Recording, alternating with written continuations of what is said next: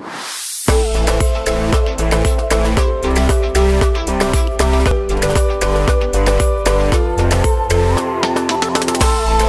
Nurul Izatunisa, NIM 045 dari kelompok 1. Saya sebagai manajer produksi akan menjelaskan mengenai 3 hal, yaitu yang pertama adalah aspek produksi, yang kedua adalah strategi manajemen produksi pada CV Rizkia Jaya Mebel, dan yang ketiga adalah nilai-nilai dari manajemen bisnis Islam terhadap manajemen produksi pada CV Rizkia Jaya Mebel. Poin yang pertama adalah aspek produksi. Nah, di sini agar kita bisa menghasilkan barang produksi yang sesuai dengan apa yang diinginkan, maka perlu memperhatikan beberapa aspek.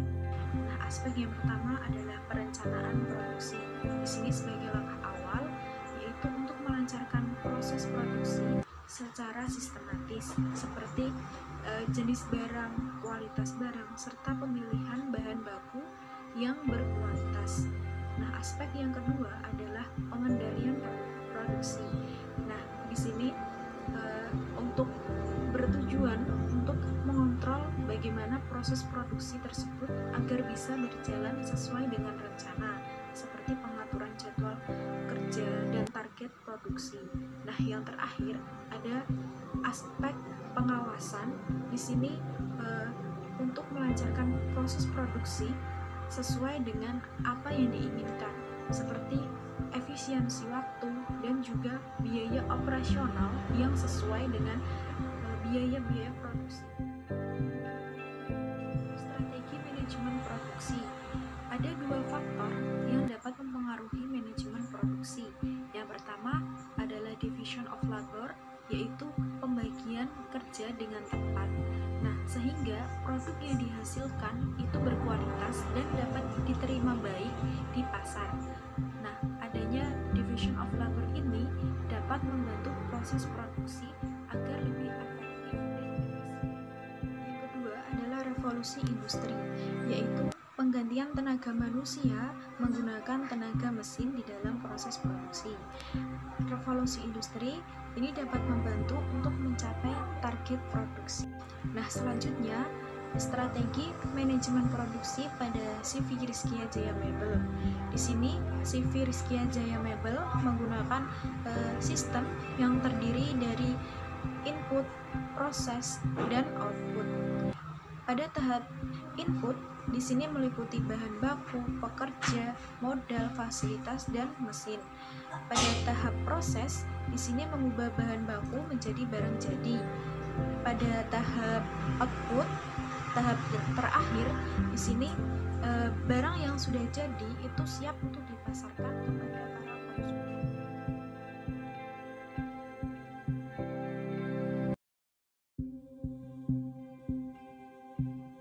Pada tahap input, manajer produksi ini memiliki beberapa tugas dan juga beberapa strategi. Nah, yang pertama itu memilih pemasok kayu yang resmi dan juga mampu menjalin kerjasama dengan baik. Yang kedua, menentukan bahan baku yang berkualitas yang akan diproduksi.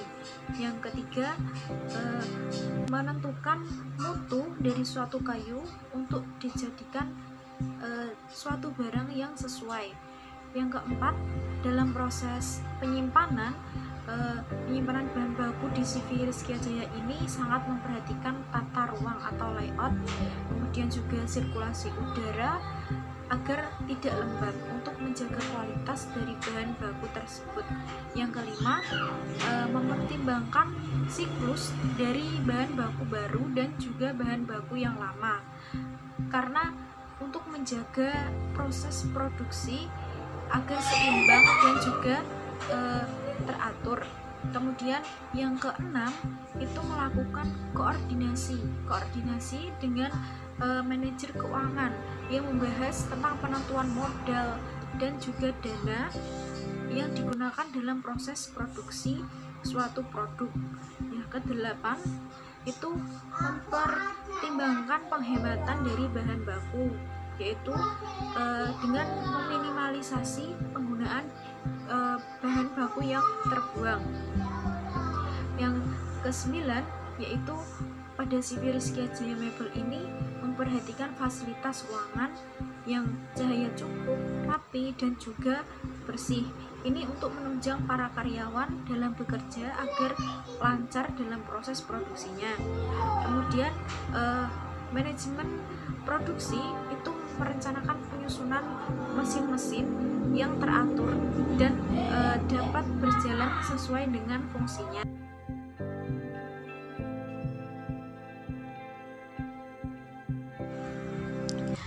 Pada tahap proses, manajer produksi memiliki beberapa tugas dan juga strategi. Yang pertama, pada CV Rizky Jaya Mebel ini, manajer produksi melakukan perencanaan produksi yang baik dan juga sesuai dengan standar. Yang kedua, melakukan pengembangan produk dan membuat kreasi desain yang irit bahan baku, yaitu dengan menggunakan bahan lain di dalam suatu produk yang dibuat, seperti tambahan logam ataupun plastik. Yang ketiga, manajer produksi memperhatikan line production atau aliran kerja, sehingga kegiatan produksi dapat berjalan secara efektif dan juga efisien. Yang keempat, menerapkan prinsip keselamatan kerja dengan menggunakan pelindung pada mesin-mesin tertentu. Yang kelima, CV Rizky Jaya Mebel dalam proses membelah atau memotong kayu sangat memperhatikan dan juga memahami jenis bahan baku yang digunakan untuk menjaga kerapihan suatu produk. Yang keenam, manajer produksi menggunakan peralatan pendukung untuk memastikan ketelitian proses kerja antara gambar kerja dengan produk yang nyata. Yang ketujuh, penerapan kontrol kualitas pada seluruh tahap produksi di CV Rizky Jaya Mebel, yaitu seperti pemilihan bahan baku, pengeringan, desain, konstruksi, finishing, packing, dan juga pengiriman. Yang kedelapan, manajer produksi memberikan instruksi secara jelas kepada karyawan tentang target mutu, serta tanggap dalam memperbaiki kesalahan yang muncul pada proses produksi. Yang kesembilan, memperhitungkan waktu atau proses produksi, yaitu baik dalam waktu harian, bulanan, maupun per tahunnya. Yang kesepuluh, dalam CV Rizky Jaya Mebel memperhitungkan kapasitas produksi, kebutuhan bahan baku, lama produksi, dan juga tingkat kesulitan pengerjaan suatu produk. Yang ke-11, menyimpan seluruh dokumen order yang diterima sebagai bahan pertimbangan dalam perencanaan produksi lebih lanjut pada CV Rizky Jaya Mebel ini.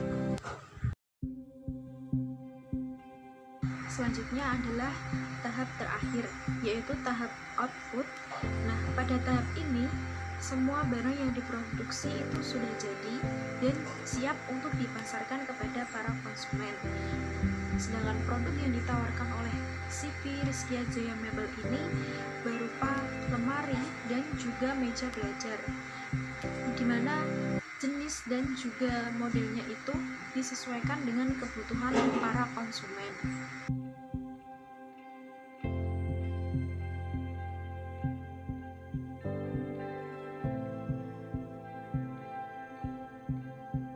Nilai-nilai manajemen bisnis Islam yang perlu diterapkan dalam proses produksi atau manajemen produksi itu ada 4. Yang pertama, ihsan dan itqon, yaitu bersungguh-sungguh dalam melakukan usaha. Di dalam Islam, Islam memandang bahwa setiap usaha seseorang itu dinilai sebagai ibadah dan jihad di jalan Allah. Yang kedua, iman, takwa, maslahah, dan istiqomah. Kita sebagai seorang manajer produksi dalam melakukan proses produksi itu ditujukan kepada kepentingan umat, agama, dan dunia.